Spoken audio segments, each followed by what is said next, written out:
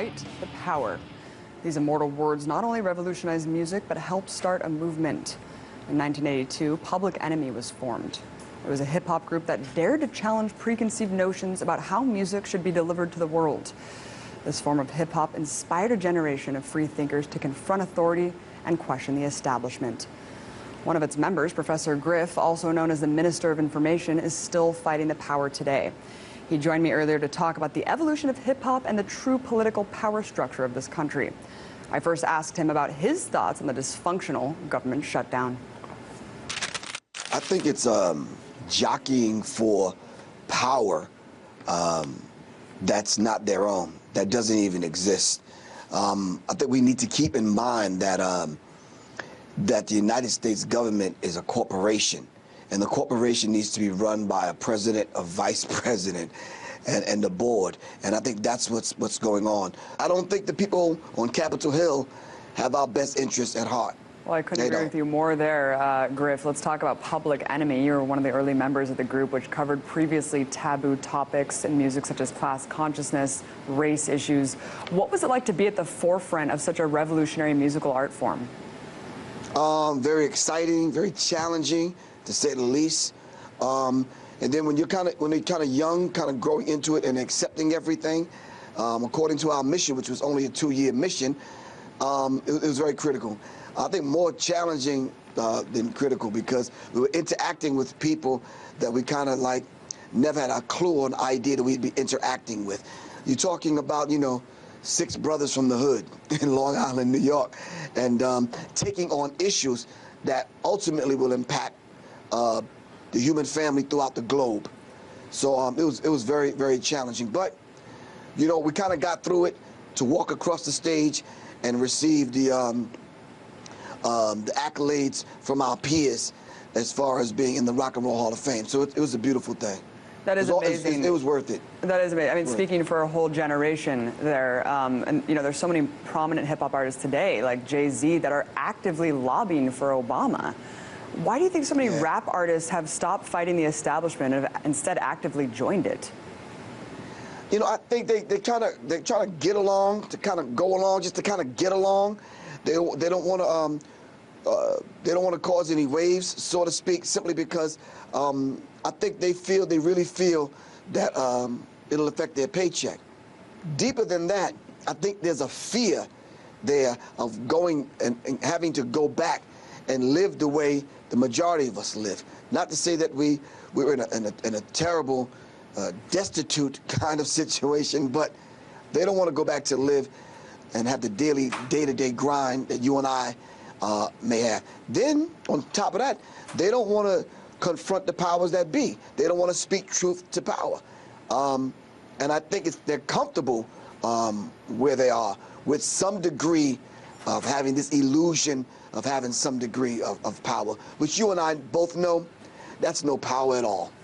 Do you think that it's just self-censorship, or do you think that there are certain factors behind the corporatization of the industry and the whitewashing of hip-hop's original message? I always say that we are held with the duty and responsibility, regardless of what your complexion is, to keep the integrity there in hip-hop, to keep the integrity in music, and bring it back to its cultural roots and live by those elements that the founding fathers of hip-hop laid out. And I think it's a beautiful thing once we can recognize and understand this. But in order for them to be successful, a certain amount of entertainers have to be on the left. A certain amount of entertainers have to be on the right. This middle ground, those of us that want to keep the cultural integrity in hip-hop, we tend to, we're looked at as though we're the rabble-rousers because we bring up issues. Well, if you go back in history and you look at any genre and popular genre of music, when it began bubbling up, it was always about these particular, taking on these particular themes and presenting it in the music. I don't care if it's poetry, jazz, punk rock, rock in some cases, especially with the James Browns of the world, and definitely with the Public Enemies of the world. We always brought up these kind of issues to be talked about via the music. There's social commentary outside of the context of the CD or your album. Right, and of course there are tons of hip-hop artists that are very revolutionary to the roots, to the core, still in the world today, but of course what's pushing the mainstream is that dumbed down, advertising to people, kind of that diluted message. And even just talking about the quality of music in the mainstream, how do you feel when you watch something like the VMAs and see that the most popular artists presented are Robin Thicke and Miley Cyrus, represented as the voice of our generation for music?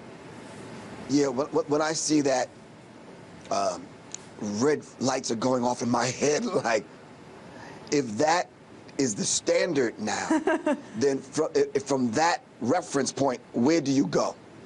Right, exactly. I mean, to me, there's so much. You understand what I'm saying? But deeper than that, how about all of those that have sacrificed their lives to see that culturally, artistically, we got to this point, to the point where we're respected and we're heard. I would like to be sitting here with Bono from U2 and Chuck D on this side to ask him that same question. Like, where are we going if that's the standard and that's the reference point from which we have to pass back to the next generation coming behind us? This is a sad state of affairs, man. It really is, man. I mean, you just hit it right on the head there. It's a very sad commentary that's what should be looked up to, I guess, when really it's just horrible music. Let's move on to your stint in the Army. I heard you talking about it. It was really interesting. You said that you enlisted because you didn't have a choice. Talk about what influenced that decision and why the events in Vietnam didn't deter you from signing up. There's not too many options. You can either take to the streets and sling dub sacks. I'm too short and too light in the ass to play football or sports. I'm too short to be a basketball player. What other options? I could have taken the academic route, but Mom had 12 other children. I said to myself, okay, I like discipline, law, and order. I don't mind being disciplined. I don't mind the discipline. So I went into the military and went up under this program to become a military police, because I ultimately wanted to get into Child Protective Service. Got out of the military and even went to a PSTI in Atlanta to take this post-certification training to become a police officer to get into Child Protective Service, because the children was the thing I had in my mind, and that was my focus, to protect the children. And what was your experience like in the military that kind of changed your opinion about it? Absolutely terrible. I was supposed to do a 3-year stretch. I did probably about a year and a half and got out because I was taking vaccinations, which I'm staunchly opposed to. Taking orders from people I didn't respect. And not only that, after studying the domestic policy, which is, the foreign policy, which is the extension of the domestic policy, I just said to myself, I got to find a way to get out. And Griff, speaking of foreign policy, as a member of the Nation of Islam, how do you feel about the Islamophobia being bred here at home and the war on terror being waged abroad? Whew, it's critical. And those that are watching that are in the Nation of Islam, it says, okay, well, Professor Griff hasn't been active in the Nation of Islam for a while, so we kind of need to make a side note. Islamophobia is very critical, because even in my lecture that I give in dealing with the psychological covert war on hip-hop, dealing with this whole psychological war, in most cases I put up pictures of Muslim women and the way they're dressed next to Christian women and the way they're dressed or supposed to be dressed, and it's the same.